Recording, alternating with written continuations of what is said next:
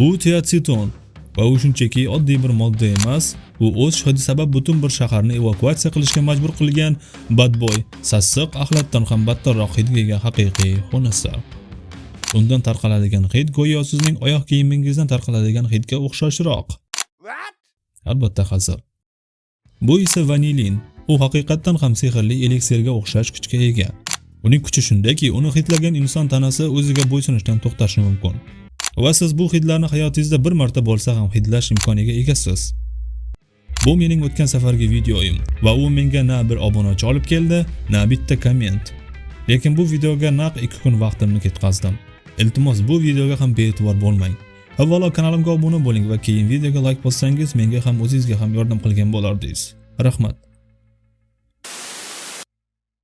Endi bir muddat o'zingizni hozirgina koinotdan, uchish kemasidan qaytgan kosmonavtdek his qilib ko'ring. Lyuk yopildi, skafandrni yechdingiz. Va burningizda birinchi bo'lib oddiy kulning hidi keldi va birdan hafsalangiz pir bo'ldi. Nimagaki siz kutgan super hidni his qilmadingiz. Ba'zi manbalarda o'sha biz sevib yeydigan malina haqida ham gap ketadi. Bu haqida salgina keyinroq aytib beraman. Ha, koinot oddiygina kuyundining hidiga o'xshash, burnimizga yaqin hidlardan biriga ega. Endi yana bir savol tug'iladi. Nega aynan oddiy kuyish hidi? Nima sababdan?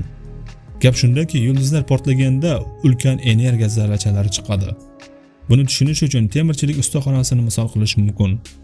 Qizigan temirga bolg'a bilan urganda chiqadigan o'sha o'tkir hid, kuyundi hidi. Koinotning birinchi qatlami aynan mana shunday. Qizigan metal va biroz yoqilgan go'sht hidi. Chunki yulduzlar bu koinotning ulkan temirchilik pechlaridir. Lekin hamma joy ham temirxonadek hidlanmaydi. Galaktikamizning qoq markazida, yulduzlar zich joylashgan hududda olimlar yana bir g'alati narsani topishdi. Agar siz u yerda bo'lsangiz, burningiz oddiy metal kuyundisini emas, juda tanish bir mevaning hidi keladi.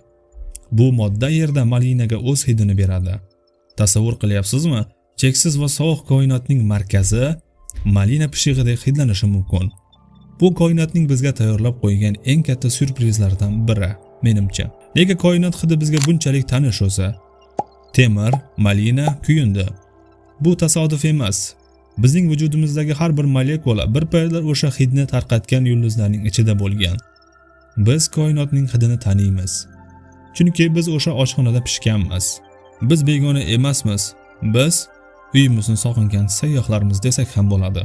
Koinot bizga o'z hidi bilan sen menikisan deb turgandek go'yo.